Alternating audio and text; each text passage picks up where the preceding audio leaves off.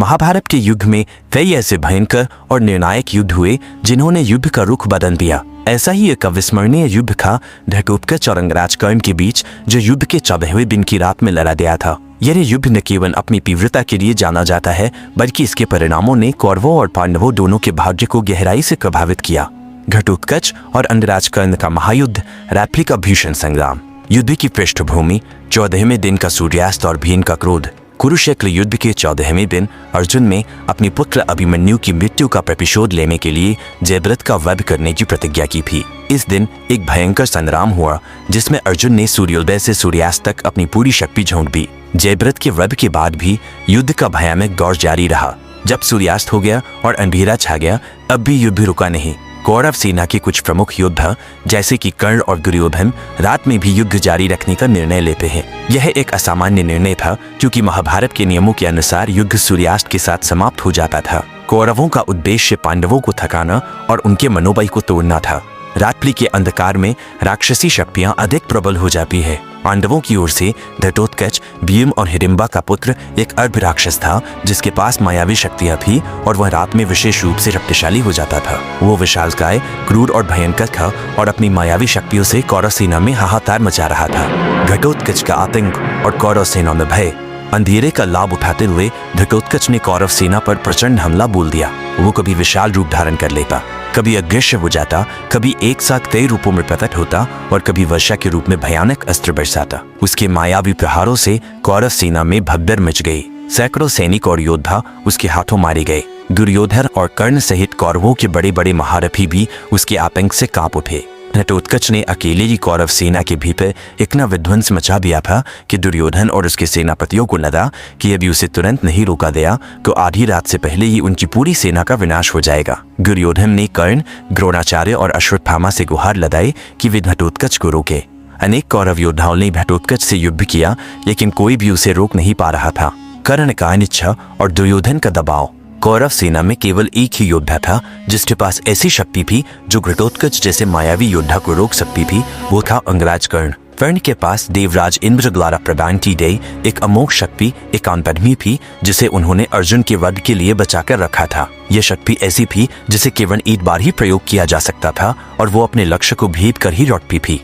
दुर्योधन ने कर्ण से बार बार आग्रह किया कि वो उस अमोघ शक्ति का प्रयोग घटोत्कच पर करे। कर्ण शुरू में तैयार नहीं हुए। उनका सबसे बड़ा लक्ष्य अर्जुन का वध करना था, क्योंकि वे अर्जुन को अपना चिर प्रतिद्वंद्वी मानते थे और उनसे अपनी सूतपुत्र की पहचान का प्रतिशोध लेना चाहते थे। वे जानते थे कि यदि उन्होंने वो शक्ति घटोत्कच पर चला दी तो वे अर्जुन का वध नहीं कर पाएंगे। लेकिन दुर्योधन का दबाव बढ़ता गया। पूरी कौरव सेना आतंक में थी और दुर्योधन ने तर्क दिया कि यदि घटोत्कच ने सारी सेना को नष्ट कर दिया तो अर्जुन को मारने के लिए कोई सेना ही नहीं बचेगी। कर्ण के लिए यह एक धर्म संकट था। या तो वे अपने मित्र की सेना को बचाते और अपनी अमोघ शक्ति का त्याग करते, या शक्ति बचाते और पूरी सेना का विनाश देखते। अंततः दुर्योधन के अत्यंत आग्रह और सेना के संकट को देखते हुए कर्ण विवश हो गए। घटोत्कच और कर्ण का महायुद्ध। जब कर्ण ने घटोत्कच से युद्ध करने का निर्णय लिया तो ये एक भयंकर और अप्रत्याशित युद्ध में बदल गया। एक प्रारंभिक द्वंद्व। कर्ण ने अपने सामान्य अस्त्रों और बाणों से घटोत्कच पर हमला किया। घटोत्कच ने भी अपनी मायावी शक्तियों और अस्त्रों से पलटवार किया। दोनों के बीच भीषण युद्ध चला, जिसमें घटोत्कच अपनी मायावी रूप बदल कर कर्ण को परेशान कर रहा था। वो कभी विशाल हो जाता, कभी छोटा, कभी कई रूपों में दिखता, जिससे कर्ण के लिए उसे निशाना बनाना मुश्किल हो रहा था। 2. घटोत्कच का मायावी आतंक। घटोत्कच ने भयानक गर्जनाएं की और अपनी माया से ऐसे भयंकर अस्त्र बरसाए जिनसे कौरव सेना में भारी क्षति हुई। उसने रथों को तोड़ा, घोड़ों को मारा और हाथियों को कुचला। उसके आतंक से कई योद्धा भाग खड़े हुए। वह अपनी शक्ति का पूरा उपयोग कर रहा था, क्योंकि वह जानता था कि उसे रात में ही अपनी पूरी क्षमता दिखानी है। 3. कर्ण की दृढ़ता। कर्ण अपनी अदम्य वीरता और धनुर्वेद के ज्ञान के साथ घटोत्कच के मायावी हमलों का सामना करते रहे। उन्होंने अपने बाणों से घटोत्कच के कई मायावी रूपों को भंग किया और उसे गंभीर चोटें भी पहुंचाई। कर्ण ने दिखाया कि वे न केवल एक महान धनुर्धर है, बल्कि हर तरह के शत्रु का सामना करने में सक्षम है। 4. अमोघ शक्ति का प्रयोग। जब कर्ण को यह स्पष्ट हो गया कि घटोत्कच अपनी मायावी शक्तियों के कारण उनके सामान्य अस्त्रों से नहीं मर रहा है और वो पूरी कौरव सेना का विनाश कर देगा, तब उन्होंने भारी मन से इंद्र की दी हुई अमोघ शक्ति का आह्वान किया। ये शक्ति एक चमकते हुए भाले के समान थी। घटोत्कच का वध। कर्ण ने अमोघ शक्ति को घटोत्कच की ओर लक्षित किया। यह शक्ति सीधे घटोत्कच की हृदय में लगी। घटोत्कच, जो उस समय अपने विशालतम रूप में था, वज्र के समान प्रहार से अचेत हो गया। हालांकि मृत्यु से पहले भी घटोत्कच ने अपनी अंतिम शक्ति का प्रदर्शन किया। वह जानता था कि उसकी मृत्यु पांडवों के लिए एक बड़ा बलिदान होगी। मरते समय उसने अपने शरीर को इतना विशाल कर लिया कि वो एक विशाल पर्वत के समान हो गया। जैसे ही वो गिरा, उसका विशालकाय शरीर सैकड़ों हजारों कौरव सैनिकों, हाथियों और घोड़ों को कुचलता हुआ गिरा, जिससे कौरव सेना को एक औधारी क्षति हुई। यह एक प्रकार का आत्मव्याधन था, जहां उसने अपनी मृत्यु से भी शत्रु को अधिकतम हानि पहुंचाई। इस प्रकार कर्ण के अमोघ शक्ति के प्रहार से घटोत्कच का वध हुआ। युद्ध का परिणाम कर्ण विजयी हुआ। इस युद्ध में तात्कालिक रूप से कर्ण विजयी हुए, क्योंकि उन्होंने घटोत्कच का वध कर दिया। उन्होंने कौरव सेना को उस रात घटोत्कच के आतंक से बचाया। लेकिन रणनीतिक और दीर्घकालिक दृष्टिकोण से देखें तो पांडवों की एक अप्रत्याशित जीत हुई। पांडवों की रणनीतिक जीत कृष्ण ने घटोत्कच को प्रोत्साहित किया था कि वह अपनी पूरी शक्ति से लड़े और कर्ण को अमोघ शक्ति का प्रयोग करने पर विवश करे।